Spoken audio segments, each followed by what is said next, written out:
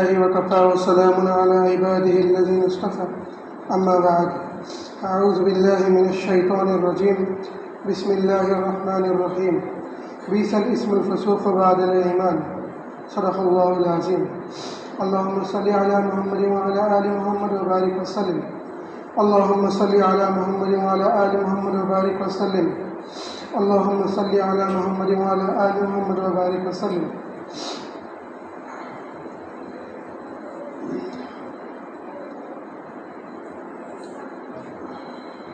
اللہ تعالیٰ کا یہ بہت بڑا کرم ہے کہ ہمیں حضور اقدس صلی اللہ علیہ وسلم کا امتی بنایا.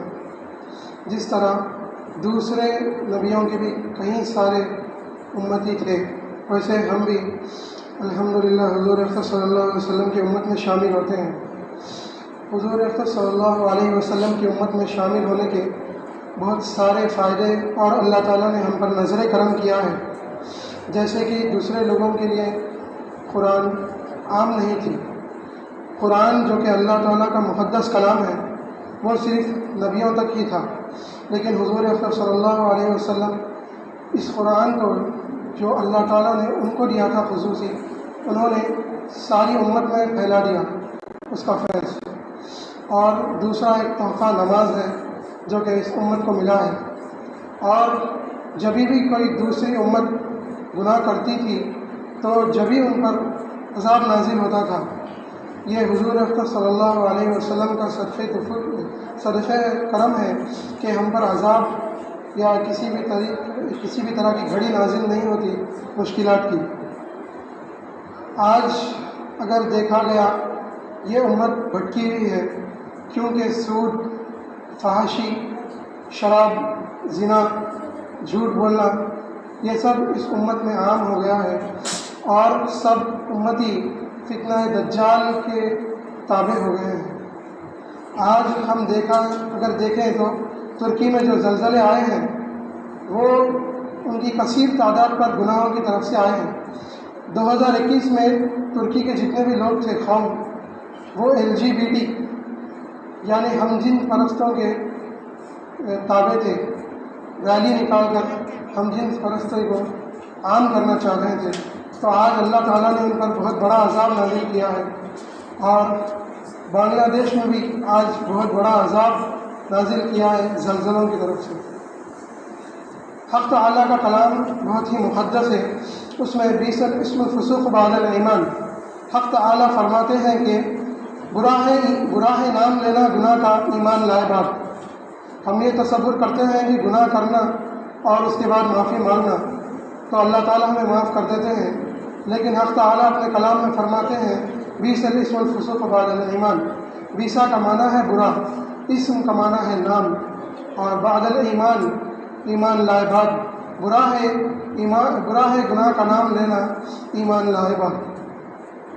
کئی سارے لوگ ایسے ہیں جو آج سود کا کاروبار کرتے ہیں، جھوٹ بولتے ہیں، زنا کرتے ہیں، جوئے اور شراب کے راتوں رات بھر اڈے محفلیں سیما کرتے ہیں. تو وہ لوگ بھٹکے ہوئے ہیں فی الوقت. تو ایک سچے مومن، ایک سچے مسلمان کو چاہیے کہ گناہ تو دور کی بات ہے، نہ ہی اس کا تصور کرے، نہ ہی اس کا نام لے. جیسے کہ انسان کے جسم میں مختلف قسم کے اعضاء ہوتے ہیں، بعض ایسے اعضاء ہوتے ہیں جن کا نام لینے پر ہمیں کراہیت ہوتی ہے، ویسے ہی ہمیں گناہ کا نام لینے سے کراہیت حاصل کرنا ہے. جب گناہ کا تصور یا خیال دل میں آتا ہو تو فوراً استغفار کی تسبیح کثیر تعداد میں کرنا چاہیے. بہت سارے لوگ آج بے نمازی ہیں اور یہ سوچتے ہیں کہ ان کے پیر یا ان کے جو بھی اہل و عیال ہیں ان کے صدقے میں وہ بخشے جائیں گے، لیکن وہ لوگ بھٹکے ہوئے ہیں. حضور اقدس صلی اللہ علیہ وسلم کے سوا ہمیں روز محشر میں کوئی بھی سفارش نہیں کر سکیں گے، کوئی بھی ہمیں جنت تک نہیں لے جا سکیں گے، چاہے وہ کتنے بھی بڑے اللہ والے ہوں، چاہے وہ کتنے بھی بڑے متقی پرہیزگار ہیں. تو ہمیں یہی چاہیے کہ کثیر تعداد پر گناہوں سے چھٹکارا پانے کی توفیق اللہ تعالیٰ کے ذریعے حاصل کریں، اور اہل اللہ سے جڑیں، نماز اور نوافل کی پکی سے پکی اہتمام کریں، خدا کے کلام کو پکڑ لیں اور اپنی اصلاح کرانے خانقاہوں میں جانا پڑے تو جانا پڑے۔ جس طرح لوگ آج دجال کے فتنے میں مبتلا ہے، دجال کے فتنے سے پہلے ہمیں بچنا چاہیے اور اس فتنے سے اپنے بھائیوں بہن کو بھی بچانا چاہیے۔ جیسے کہ آج سوشل میڈیا پلیٹ فارم سے جن پہ آج فحشی ہر جگہ دکھتی ہے، چاہے آپ دیکھنا پسند کریں گے یا نہ دیکھنا پسند کریں گے، لیکن پھر بھی آپ کو دکھایا جاتا ہے۔ انسان ایک بار دیکھتا ہے، دوسری بار جب دیکھتا ہے تو اسے وہ گناہ کرنے کی خواہش دل میں پیدا ہو جاتی ہے۔ تو ہمیں سوشل میڈیا پر زیادہ سے زیادہ رکاوٹ اپنے دل میں لگانا چاہیے کہ سوشل میڈیا کو اپنے آنکھوں سے اور دل سے دور رکھیں اور سوشل میڈیا کا دل میں پیار نہ رکھیں۔ اور آج کل فونوں پہ جو فحشی عام ہو رہی ہے، تو ہمیں چاہیے کہ اپنے فون کو زیادہ سے زیادہ دور رکھنا اور اسے کم استعمال کرنا چاہیے۔ زیادہ سے زیادہ ہمیں بس فون کرنا چاہیے، یا کسی کو میسج کرنا ہو تو، یا اگر کوئی بیان سننا ہو تو سن لیں، باقی ہمیں اپنا وقت سوشل میڈیا پر ضائع کر۔ سوشل میڈیا پر دجالی فتنہ اس طرح عام ہو رہا ہے کہ آپ جو بھی لڑکی آپ کے سامنے اس کی آئی ڈی آتی ہے تو آپ اسے میسج کر سکتے ہیں یا اس سے بات کر سکتے ہیں۔ یہ سب عام کر ہمیں بھٹکانے کی ایک سازش ہے۔ جو بھی سود کا کاروبار آج عام ہے، یہ بھی ایک دجالی فتنہ ہے کہ مسلمانوں کو سود میں اتنا مبتلا کرو کہ اس سود کے بنا کوئی کام اپنا نہ کر سکے۔ اور آج لوگوں کو دیکھا جا سکتا ہے کہ نماز سے زیادہ اہمیت وہ اپنے کاموں کو دیتے ہیں۔ تو ہمیں چاہیے کہ نماز کو سب سے پہلے رکھیں، بعد میں حق تعالیٰ کا کلام رکھیں، اور جو بھی ہمارے سامنے اسلام کی بنیاد ہے اس کو رکھیں۔ اور آج ہم یہ بھی دیکھ سکتے ہیں کہ والدین کے حقوق، مسجد کے حقوق، نماز کے حقوق پوری طریقے سے ہم ادا نہیں کرتے ہیں۔ تو ایک واقعہ میں آپ کو سنانا چاہوں گا۔ حکیم الامت مجدد ملت مولانا اشرف علی تھانوی نور اللہ مرقدہ کے پاس ایک عورت آئی اور آ کر شکایت کرنے لگی، حضرت میرا جو بیٹا ہے وہ مالی اعتبار سے بہت اچھا ہے، لیکن وہ میرا حق، میرے اخراجات پورے نہیں کرتا۔ دیہاتی تھا وہ لڑکا اور وہ ماں بھی دیہاتی تھی۔ تو حضرت نے اس لڑکے کو بلایا اور کہا، آپ اپنے والدین کا حقوق کیوں نہیں ادا کرتے؟ تو اس لڑکے نے کہا، حضرت آپ مجھے بتا دیجئے کیا والدین کے حقوق ادا کرنا قرآن سے ثابت ہے؟ تو حضرت نے کہا، کیا آپ قرآن پڑھتے ہیں؟ تو اس نے کہا، ہاں حضرت مجھے 10 سورتیں یاد ہیں شروع کے۔ تو جب وہ دیہاتی تھا تو وہ بس پڑھنا جانتا تھا، نہ ہی وہ قرآن کے معنی جانتا تھا۔ تو حضرت نے کہا، کیا تم نے تبت یدا کا سورہ پڑھا ہے؟ تو اس نے کہا، ہاں پڑھا ہے۔ تو حضرت نے کہا، آپ ایک بار تبت یدا کا سورہ پڑھیے۔ تو شخص پڑھنے لگا، تبت یدا ابی لہب وتب ما اغنی عنہ مالہ وما کسب۔ تو حضرت نے کہا، رکیے، کیا ہے؟ تو اس نے کہا، تبت یدا ابی لہب وتب ما اغنی عنہ مالہ وما کسب، ما کسب۔ تو حضرت نے کہا، دیکھو اس میں ہے نہیں ہے ما کسب۔ تو اس نے کہا، حضرت میں جان گیا ہوں، اب سے میں والدین کے حقوق بھی ادا کروں گا۔ تو حضرت اس طرح سمجھائے، کیونکہ وہ دیہاتی تھا، نہ ہی وہ دوسرے قرآن کے معنی جانتا تھا جہاں پر والدین کے حقوق آئے ہیں۔ تو حضرت نے اسے اسی کے لہجے میں سمجھایا۔ تو ہمیں دیکھنے ملتے ہیں کہ آج بھی کئی سارے لوگ جو والدین کے حقوق ادا نہیں کرتے ہیں، اپنے والدین کو لے جا کر اولڈ ایج ہومس میں ڈال دیتے ہیں۔ تو جو بھی وہ درد ان کے والدین سہ رہے ہیں، انشاءاللہ وہ ان کے جہنم کی سیڑھی بن رہی ہے۔ تو وہ لوگ کو چاہیے کہ اپنے والدین کے حقوق ادا کریں اور بہت خدمات انجام دیں۔ آج والدین سے زیادہ لوگ اپنی زوجہ، اپنی بیوی پر ان کے حقوق زیادہ ادا کرتے ہیں، والدین سے زیادہ ترجیح دیتے ہیں۔ تو انہیں چاہیے کہ پہلے اپنے والدین کے حقوق ادا کریں، بعد میں اپنے بیوی کے حقوق ادا کریں۔ جیسے کہ لوگ گناہ کرتے ہیں، وہ جب تک گناہ کرتے ہیں تب تک انہیں کوئی نہیں بتایا جائے، حکیم الامت فرماتے ہیں آپ گناہ کرتے تو ہیں، جب آپ کو معلوم ہوتا ہے کہ یہ گناہ ہے، جب تک آپ کو گناہ نہیں معلوم تھا تو حضرت فرماتے ہیں کہ آپ پریشان نہ ہوئیے، اللہ تعالیٰ غفور و رحیم ہے، وہ معاف کرے گا، لیکن اس کے بعد آپ گناہ تو دور کی بات ہے اس کا تصور، خیال اور نہ ہی اس کا نام لیں۔ تو اس سے ہمیں معلوم پڑتا ہے کہ حق تعالیٰ کا کلام اور اہل اللہ کے نزدیک گناہ کا نام لینا بھی گناہ ہے۔ تو ہمیں چاہیے کہ گناہ کا تصور نہیں بلکہ گناہ کا نام لینا بھی چھوڑ دینا چاہیے۔ اگر ہم گناہ کا نام لیتے ہیں تو 1 سے 2 بار کے بعد ہمیں گناہ کی لذت حاصل کرنے کی خواہش دل میں جگاتا ہے شیطان۔ تو ہمیں چاہیے کہ گناہ کا تصور ہی نہیں بلکہ گناہ کا نام بھی لینے سے ہم پیچھے ہٹیں۔ اور آج کل کے زمانے میں فتنہ دجال ہو یا شیطان کی جو ایک کارنامہ جو ہے امت محمدیہ کو بھٹکانے کا، وہ بہت ہی عروج پر ہے۔ تو ہمیں چاہیے کہ اہل اللہ سے جڑیں اور ان سے اپنی اصلاح کروائیں اور نماز اور حق تعالیٰ کا کلام بہت ہی مضبوطی سے پکڑیں۔ اور انشاءاللہ رمضان بھی آنے والا ہے، تو رمضان کے پورے حقوق ہمیں پوری طریقے سے ادا کرنا چاہیے۔ اپنے کاموں کو چھوڑ کر رمضان کے تراویح اور روزے رکھنا چاہیے۔ بہت سارے لوگ ایسے ہیں جو کام یا ایگزام کے چلتے ہوئے روزے نہیں رہتے ہیں، تو میں انہیں بتا دوں کہ روزہ فرض ہے، وہ ان کا جو کام ہے اور ایگزام ہے وہ فرض نہیں ہے۔ تو انشاءاللہ ان سے پوچھ ہوگی۔ حضور اکرم صلی اللہ علیہ وسلم فرماتے ہیں قیامت کی گھڑی جب تک نہیں آئے گی جب تک آپ کثیر تعداد میں لوگوں کو نہ دیکھیں کہ وہ گناہ کر رہے ہیں۔ اور ہمیں حضور اکرم صلی اللہ علیہ وسلم کی اور ایک پیشن گوئی جو کہ قیامت کے لیے تھی وہ بھی پوری ہوتے ہوئے ہم دیکھ رہے ہیں۔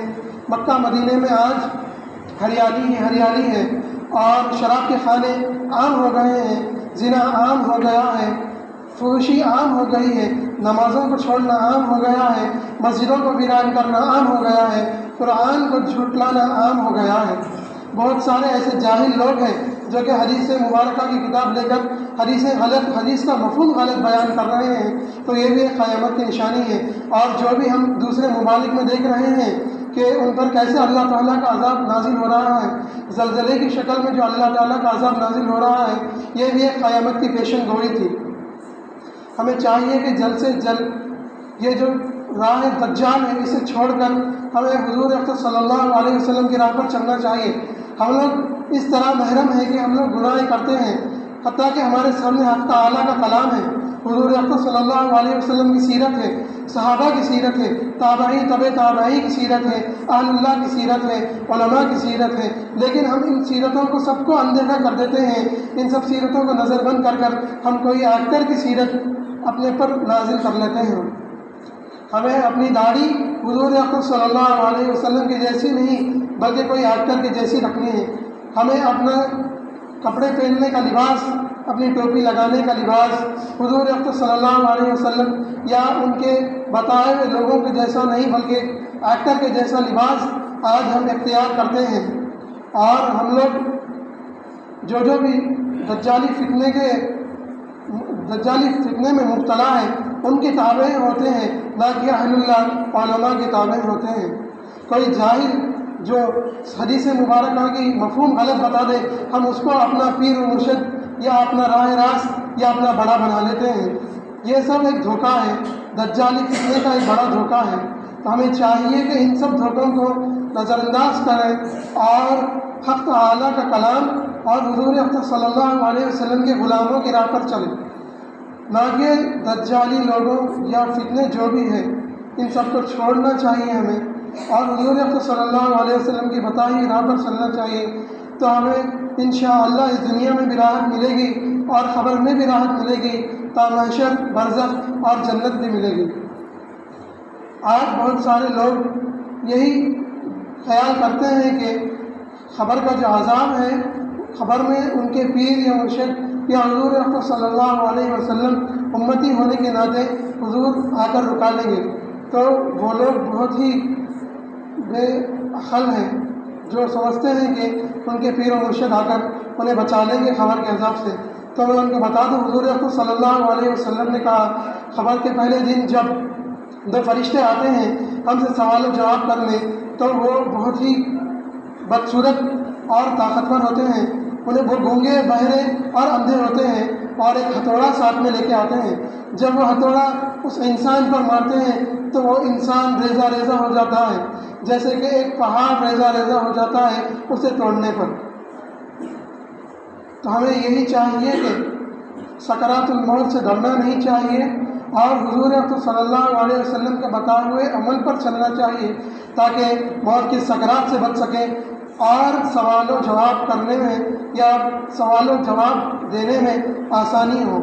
اور جب مریں گے ہم تو حق تعالیٰ کے پاس جب ہماری پیش ہوگی، ان کے بارگاہ رسالت اور بارگاہ حق تعالیٰ میں جب ہم پیش ہوں گے تو حضور اکرم صلی اللہ علیہ وسلم مایوس نہ ہو، تاکہ ان کا ایک امتی کو اللہ تعالیٰ ناپسند کرتے ہیں اس کے گناہوں کی وجہ سے، ساری عمر گناہ کر کے آیا ہے۔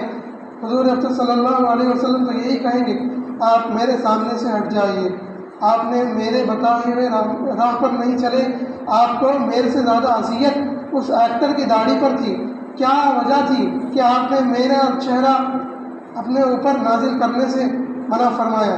کیا میری داڑھی خوبصورت نہیں ہے؟ کیا میرا چہرہ خوبصورت نہیں ہے کہ آپ وہ ایکٹر جو کہ ایک دنیاوی جہنمی لوگ ہیں ان کے نقش قدم پر چلے ہیں آپ؟ تو یہی ہوگا ہمارے ساتھ اگر ہم داڑھی کٹائیں گے یا کسی ایکٹر کے ماتحت اپنی داڑھی یا لباس اپنا چال ڈھنگ رکھیں گے۔ تو ہمیں چاہیے کہ اپنی اصلاح کریں اور حق تعالیٰ کا کلام مضبوطی سے پکڑ لیں، نماز، قرآن، روزوں کو پکڑ لیں، تو ہم بچ سکیں گے انشاءاللہ ان مشکل اور سوال و جواب سے جو کہ ہمیں خبر میں سختی کے ساتھ انجام دینا ہے۔ کچھ لوگ یہ بھی سمجھتے ہیں کہ قیامت نہیں آئے گی، نہ ہی برزخ ہوگے، وہ لوگ ملحد کہلاتے ہیں۔ ملحد یعنی ایتھیسٹ، وہ خدا کا بھی انکار کرتے ہیں، رسول اللہ صلی اللہ علیہ وسلم کا بھی انکار کرتے ہیں۔ تو ہمیں چاہیے کہ ویسے لوگوں سے ہم اپنی دوری اختیار کریں اور حق تعالیٰ کے کلام کو پکڑیں۔ جب ہم کلام پڑھتے رہیں گے تو ہمارے دل میں اس کلام کی تاثیر پیدا ہوگی اور ہمیں یقین ہوگا کہ انشاءاللہ قیامت آئے گی ایک دن۔ اور بہت سارے لوگوں کو یہ ملحد بھٹکاتے ہیں کہ قیامت کچھ نہیں ہوتی، یہ بس دنیا ایک سائنس کے مطابق ہے، بگ بینگ تھیوری بتا کر وہ اسلام کو رد عمل کر دیتے ہیں۔ تو ہمیں چاہیے کہ ان سے دوری اختیار کریں، اور اگر وہ مناظرہ کرنے آتے ہیں تو ان کو کثیر سے کثیر تعداد میں جواب دیں حق تعالیٰ اور حدیث کے ذریعے سے، جیسا کہ حضور اکرم صلی اللہ علیہ وسلم نے فرمایا اپنے حدیث مبارکہ میں، جو شخص گناہ کرتا ہے اس کا دل سیاہ ہو جاتا ہے۔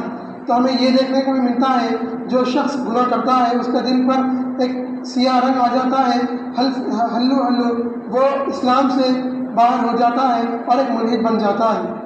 تو اگر ہم گناہ کرتے رہیں گے تو ہمارا بھی دل کالا ہو جائے گا اور ہم بھی اسلام کے دائرے سے باہر آ جائیں گے۔ تو ہمیں چاہیے کہ حضور صلی اللہ علیہ وسلم کی باتوں پر عمل کریں، نہ کہ یہ دجالی لوگ، یہ ملحد، یہ کافر ان پر عمل کریں۔